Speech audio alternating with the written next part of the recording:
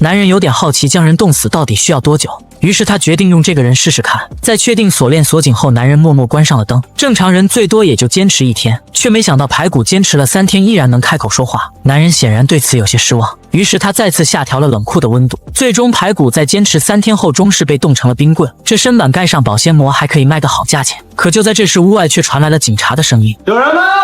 但男人并没有丝毫慌张。在打包好排骨之后，男人决定主动出击。你是白石洲？在得知警察只是打听范小媛的下落后，他也暂时松了一口气。可当他转过身来，却发现李慧妍在不停张望，而他也非常大方。我给你穿上，进去吧。林子里有没有见过一个10来岁的小女孩的？有啊，说是北京来的，还被绑了。人呢？送派出所了。什么时候？哪家派出所？就今天早晨，江北派出所。白石洲并没有说谎，当时他在临场意外救下小袁之后，第2天就将其送到了派出所。但奇怪的是，派出所从始至终都没有见过小袁。一查监控，他们才知道，当时小袁确实到了派出所门口，只不过后来又被排骨掳走了。而这一切也刚好被还没走远的白石洲撞见。再后来，排骨就成了一根冰棍，但他在此期间得知了小袁被绑的真正原因。我知了，那孩子之前二爷了个小孩子治病，竟然是热限病。这时他才知道自己苦苦寻找的吴德水竟然是得了怪病，于是他当即有了一个天衣无缝的计划。当天他就将排骨的尸体放进了一辆运输狗肉的车内，然后又拿了一块上好的羊肉找到了冰姐。不是说吴叔想吃肉了吧？我这现宰的，快点啊！放厨房吧。冻的已经放厨房了，这块新鲜的。你跟叔啊，包炖饺子。吴叔咋样了？他本想借此套出吴德水的下落，但冰姐却异常谨慎，而这也早已在白石洲的意料当中。但过不了多久，这张沾满血腥的黑手就会暴露在大众面前，因为此时排骨的尸体已经被发现了。一张死亡证明的重量是4.36克，但家属递过来的这张却明显轻了许多。起初周游并没有在意，但紧接着死者的状态便引起了他的警觉。家属说老人是死于呼吸衰竭，但周游却发现死者眼球充血，这说明死者曾遭受过猛烈撞击，并且老人的胸口还有疑似电击的痕迹，这让他立马意识到老人并非自然死亡，于是他立即选择了报警。可等刑警李慧妍赶到现场后，却对只是殡仪馆被世人的周游颇为不屑。你报警啊？但很快周游的分析就让他彻底折服。怎么发现的？死亡证明怎么不对啊？纸也不对，章也不对，纸一上手就知道比真不对，上面的内容也不对，上面写着呼吸衰竭，但是他眼球有明显的充血，老人呢死之前摔过跤，都摔死的。DNA 和脑垂体分家了，你们看仔细点。果然，经过调查，老人真正的死因是与儿媳争吵时意外摔倒磕到了太阳穴。但儿子知道后，不但没有选择报警，反而是花5块钱弄了一张假的死亡证明，想蒙混过关，却不想被周游一眼看穿。可接下来，周游却因此遇上了大麻烦，因为不满父亲的逼婚。多年来，他宁愿与尸体为伴，也不愿与父亲同住，就连父亲接连打来的电话，他也选择视而不见。而他不知道的是，此时一个神秘人已经悄悄潜入了父亲家中。当晚，周游便接到了一个抬尸的急活，连他也不禁感叹最近生意真好。可到了案发现场，他才知道，这次自己要抬的尸体，竟然就是自己的父亲周平原。这一刻，无奈和懊悔瞬间涌上心头。如果不是他任性，那父亲也许就不用死了。背惯了尸体的他，从来没有一刻觉得尸体是如此沉重。可他还是忍痛将父亲背上了车。然而紧接着，他却发现父亲的舌头竟然被人割掉了，并且脖子上还有注射器留下的针眼。似乎想到什么的他，立即返回了家中。这时他才发现，原本应该放着自己毕业证的相框，竟被人换成了一则碑文。碑文上写着：长7寸，口才胜于常人。到网上一搜，他才知道这句话出自双塔市南塔下的一块石碑，而碰巧的是他的老家正是双塔市，并且他依稀记得父亲似乎对这块石碑有着某种特殊的情结。可这个线索实在太过虚无缥缈，警方也认定这个线索毫无意义。可周游却并不这么认为，于是他带上父亲，毅然踏上了寻找真相的旅程。而他不知道的是，此时的他已经卷入了一场巨大的漩涡当中。妈妈警告女孩千万不要去献血，可这个女孩却偏偏不听。结果她刚献完血，回去的路上就被一只突然窜出的狼人掳上了面包车。这一幕直接吓傻了同行的男孩。好在这时身为警察的父亲刚好经过，但男孩却支支吾吾不敢作声，直到父亲呵斥，他才颤颤巍巍指向远去的面包。饭员被一男扛车上呢，就那辆。李慧妍一听立马警觉，骑着28大杠就追了上去。可即使他蹬断了链条，也依然没能追上面包车。但幸运的是，他记下了面包车的车牌，一辆银色的面包车，京 A 83146，查一查。而与此同时，黑暗中一个神秘人也拨通了电话。我饿了，想吃肉。孩子什么时候到？当晚，小袁的父母就找到了李慧妍。一向老实的他们根本不知道女儿为何被绑架。为了让警察更加上心，他们含泪掏出了所有的积蓄。我们就这么一个闺女，你得帮我们把闺女找回来。你拿着，我们心里不踏实。但被同样也是父亲的李慧妍严词拒绝。相信我是警察，警察就该干警察的事儿。放心，我全虚全影的把你们闺女领回来。回去。而此时的他并不知道，马上他就会为这个承诺付出惨重的代价。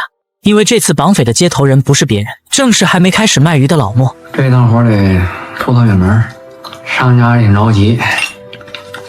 范小人。而就在此时，察觉到另一名绑匪已经睡熟，机敏的小袁睁开了眼睛，他缓缓起身，解开了脚上的绳子，然后轻声朝大门走去。可他刚打开房门，就遇上了刚好回来的老莫。你呀，去哪儿啊？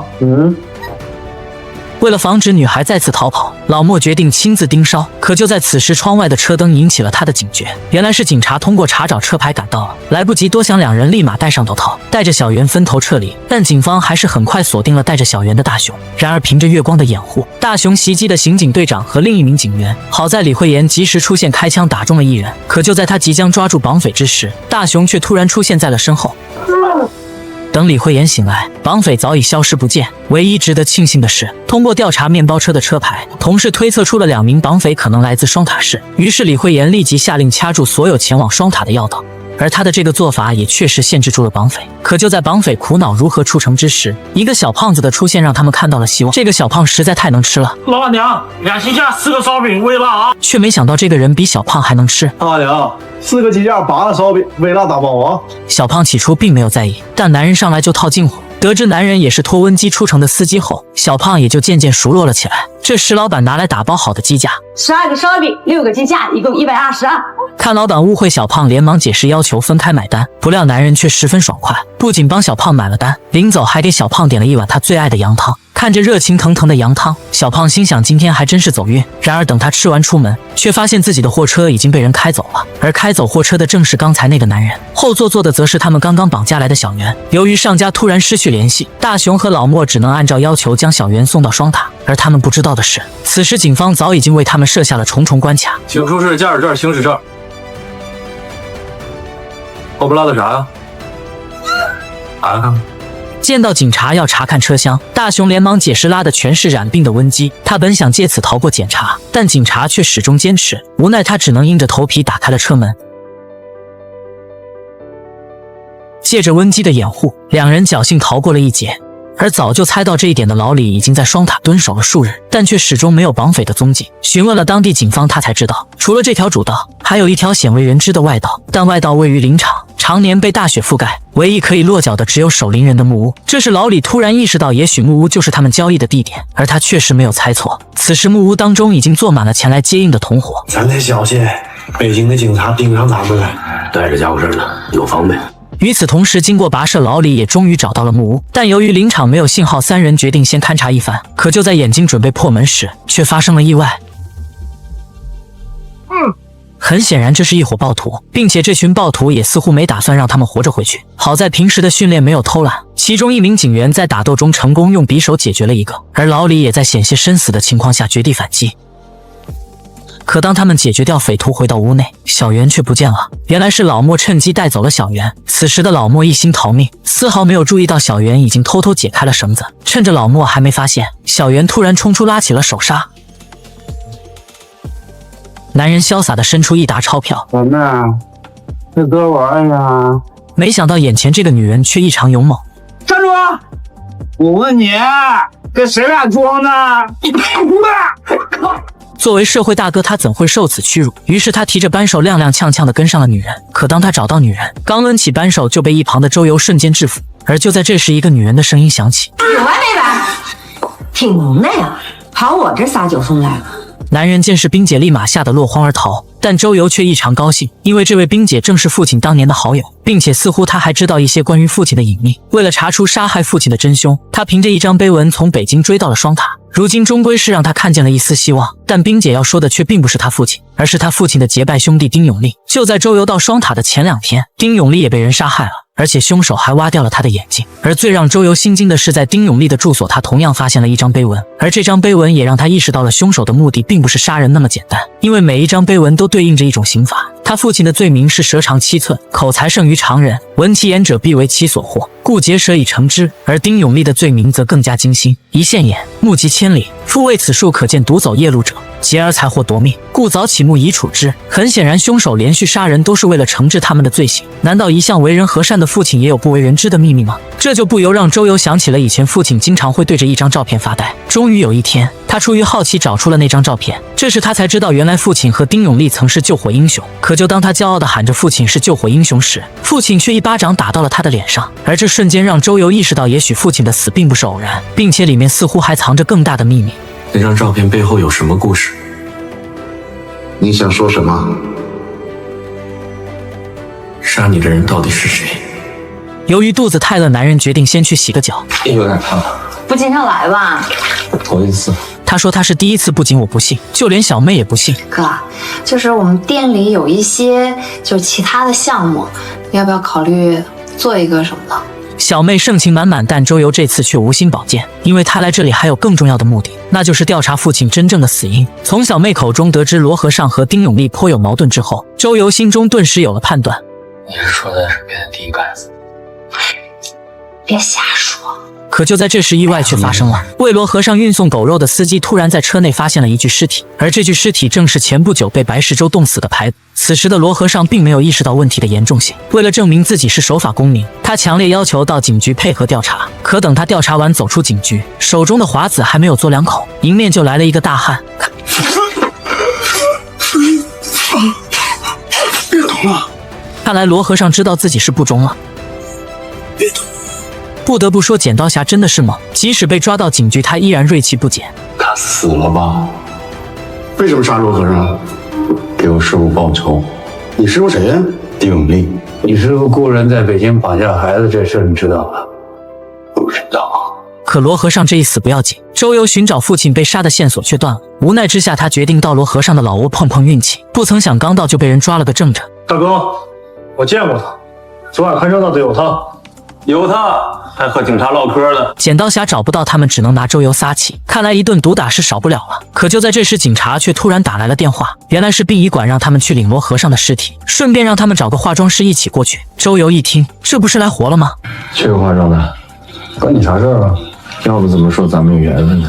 不得不说，做人最重要的还得是有门手艺。在周游的一番捯饬之下，罗和尚总算安详地离开了这个世界。可这样一来，他父亲的死也无从查起了。而就在这时，一个熟悉的身影走了过来，并且还给他找了一个新活。哎，帮个忙。原来排骨由于冰冻的时间太长，当地法医根本检测不出确切的死亡时间。无奈之下，李慧妍只能将希望寄托在了周游身上。此时尸体除了被冰冻过，还被狗啃过。可尽管如此，周游还是发现了关键细节，闻着不太对。闻的不太对，咱不这个法儿啊？你喝过酸奶吗？哪个牌子的？没问你牌子。它和一般冻伤不一样，身上有酸奶味儿，应该是经过急冻。急冻。有了这个线索，李慧妍立即对全市的冷库进行了排查，但整个双塔的冷库何其多，眼看雪豹就要来临，他们依然没能找到线索。而就在苦恼之际，小胖闲聊时说出了周平原和丁永利曾是双塔的救火英雄，两人还因此上过报纸。这本是人尽皆知的事情，但李慧妍听后却感觉事情并没有这么简单。两人同是救火英雄，却又几乎同时被杀，未免太过于巧合。莫非两人的死与这场火灾有关？为了弄清其中的关联，李慧妍当即找到了当年被两人救下的小女孩，而她也因此获得了本案最重要的线索。据王老师回忆，当初他家的大火是从隔壁蔓延过来的，当时只有他和奶奶在家，眼看两人即将被大火吞噬，是周平原冒着生命危险将其救了出来。而遗憾的是，奶奶死在了那场火灾中。后来有人说是隔壁家的小孩王周贪玩点燃了煤气罐，但这件事始终都没有一个确切的结果。因为火灾之后，王周也人间蒸发了。说着，他还拿出了当时和王周一起合影的照片，直到看见王周的照片，这时的李慧妍才恍然大悟。我怀疑杀我爸的人跟杀丁永利的人是同一个。这人什么行业？屠夫。小周，全名是房周，这人叫白石洲。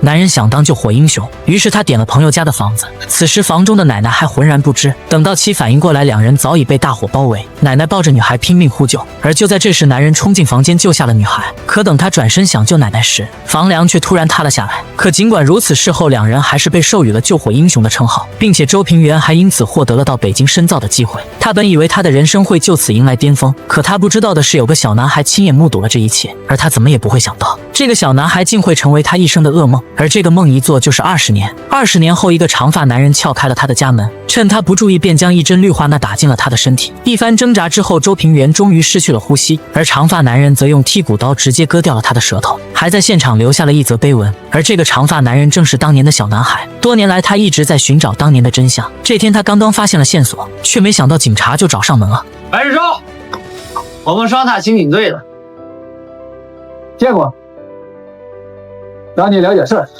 对于警察的到来，白石洲似乎并不意外，并且在审问时他也表现得异常大方，而这就急坏了李慧妍。原本他逮捕白石洲凭的只是当年纵火案的一丝线索，他本想以此为突破口逼其就范，却没想到白石洲不仅滴水不漏，甚至还将自己说成了受害者。无奈之下，他只能再次找到了周游，而这次还没等他开口，周游就率先说出了重点。屠夫是不是姓白？他叫白石洲。我跟你直说吧，我给我爸化妆的时候，仔细看过他舌头的切口，这种伤口不是普通的刀造成的，怀疑是一把弯钩状的自制刀具。最近我看过一把类似的刀，是白石洲送给吴大姐的。白石洲被我们关押起来了。在得知白石洲被关押以后，周游突然有了一个大胆的决定。他趁夜偷偷潜入了白石洲的屠宰场，除了发现各式各样的刀具之外，竟然被他发现了那块南塔下的石碑。石碑上记录的是3种害人的刑罚，而其中2种刑罚正好对应了父亲和丁永利的死。他知道这绝不是巧合。这时他突然想起当年报道火灾的记者说过，当时一起救火的是3人，可照片中却只有2人。这不禁让周游意识到，最后的那人可能不仅与绑架案有关，还有可能是白石洲的下一个目标。而就在周游疑惑最后那人是谁时，一个陌生的电话打来了。喂，老周的儿子吧？你是谁啊？我是你大伯。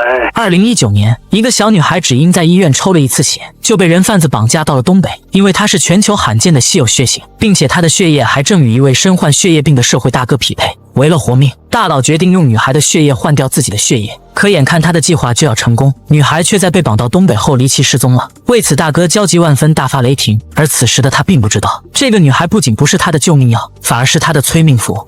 因为此时女孩已经落在了他的仇人手中。与此同时，一路追踪而来的李慧妍也成功锁定了白石洲，但对于绑架女孩，白石洲始终矢口否认，并且始终坚持自己将女孩送到了派出所。由于没有证据，一时间李慧妍也没了办法。然而幸运的是，警方在搜查白石洲住处时，在他房间的垃圾桶中找到了一张用过的卫生巾，并且从上边检测出了范小元的血迹。太好了，但是还是定不了他的罪啊。为啥？他自己交代了，范小元在潭岛过夜。现在的技术啊，锁定不了流血的准确日期，不白折腾了。我还查了点别的。啥呀？范小元的血型很特殊，全球60亿人，这种血型的人不到2000，在咱们中国不会超过50。这时李慧妍才终于明白范小元被绑架的原因，同时她也有了一个完美解救范小元的计划。你看我像稀有血型的人吗？你像稀有动物。啥动物啊？东北傻狍子呗。果然，在他住院后不久，就被一帮人接到了一处私人别墅内。兄弟，给你借点血。你没整死我呀？好商量。李慧妍的到来如同天降甘霖，吴德水迫不及待就要喝下这续命的血。然而此时李慧妍却从口袋中掏出了她的警官证，这下可把吴德水气坏了，说话间就要让手下干掉李慧妍。然而此时一群警察蜂拥而至，不消片刻就制服了这群暴徒，而吴德水最终也因病情过重猝死在了医院的病房。可吴德水这一死却留给了李慧妍一个大麻烦，如果孩子不在他们手中，又会在哪里呢？现在他几乎可以确定就是白石洲绑架了小袁，但小袁又不在白石洲的住所，于是他再次梳理了办案过程中的所有细节，终于让他想起了在白石洲家找到的一张干洗票据，而就是这张票据救了快要被冻死范小袁的命。李慧妍赶到干洗店后，果然在这里发现了范小袁的外套，还有一双鞋。什么时候送来的2天前。记得这人长什么样吗？长头发，开着一辆冷冻车。什么车？冷冻车。这时李慧妍突然想起当时他们在抓捕白石洲时，他就是开着冷冻车在送货，莫非范小袁就在冷冻车里？意识到不妙的李慧妍立即找到了冷冻车，然而当他呼喊范小袁名字时，却始终得不到回应。情急之下，他直接砸开了车门，而此时的范小袁早就已经被冻得失去了知觉。李慧妍二话不说背起小袁就往医院赶去，而幸运的是，由于冷冻车制冷出现故障，范小袁侥幸捡回了一条命。知道我是谁？知道，李根他爸李慧妍。李慧妍，没慧眼儿。李哥教我。看着范小袁露出的笑容，李慧妍也终于放下心来。但她不知道的是，这件事情还远远没有结束。对吗？啊，我是吴德水的家属，想明天去领他的遗体。啊，吴德水的遗体已经送去殡仪馆了，去那儿认领了。谢谢。男人有点好奇将尸体烧成骨灰需要多久，于是他决定放把火试试看。大火烧了整整一夜，然而可怜的一家4口却只是被烧成了焦炭，两人对此显然有些失望。然而讽刺的是，警方不仅没有将其绳之以法，反而给予了他们救火英雄的称号。逃过一劫的两人有点沾沾自喜，而他们不知道的是，他们所做的一切都被一个男孩看在了眼中。20年后，男孩长大成人，他相继杀死了那2名救火英雄，并且分别割掉了他们的舌头和挖掉了他们的眼睛。然而事情到此还远远没有结束，因为当时纵火的并不是2人，而是3人，而这一切的罪魁祸首正是刚刚去世的吴德水。对于这个杀死自己全家的人，虽然他已经死了，但白石洲依然没打算放过他。当晚他便带着一把钢锯来到了殡仪馆，而此时在殡仪馆的还有一心为父报仇的周游。你家有一块石碑，你按照石碑上的刑法，先杀了丁永利，挖了他的眼睛，然后去北京潜入我家，杀了我爸。按照石碑上的第3种刑法，你现在是来砍他的手的。别拦着我！